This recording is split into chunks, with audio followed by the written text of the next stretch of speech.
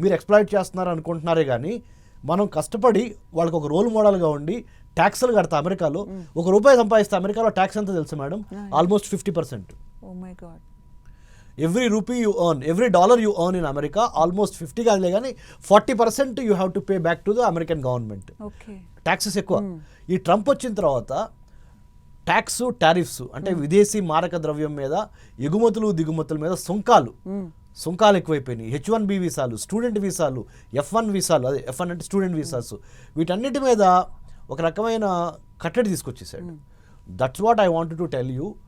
ఈ 3 సంవత్సరాల తర్వాత మళ్ళీ రాసి పెట్టుకోండి, నేను ఒక రాజకీయ జోస్యం చెప్తున్నా, మళ్ళీ రిపబ్లికన్స్ అధికారంలోకి మినిమం 10 ఏళ్ల పాటు రారు. నెక్స్ట్ వచ్చేది డెమోక్రటిక్ పార్టీనే.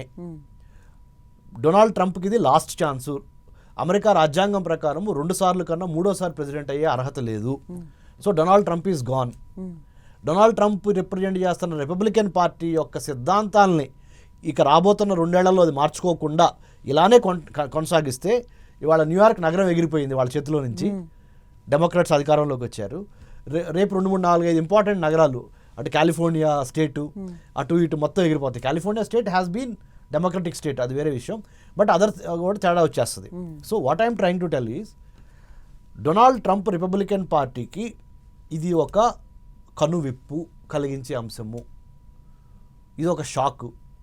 ఈ షాక్లో నుంచి వాళ్ళు బయటపడి తనను తాను మార్చుకొని అందరినీ కలుపుకుపోదాము, అందరితో కలిసి ప్రయాణం చేయటమే శ్రీరామ రక్ష, అందరినీ కలుపుకొని అన్ని వర్గాల, కుల, మత, ప్రాంత, లింగ భేదాలకి అతీతంగా ప్రజాస్వామ్యబద్ధంగా సామ్యవాదంతో, లౌకిక రాజ్యంతో, అంటే secular, socialist plus welfare plus freedom, America 3 అంశాల మీద అమెరికా రాజ్యము ఉద్భవించింది మేడం.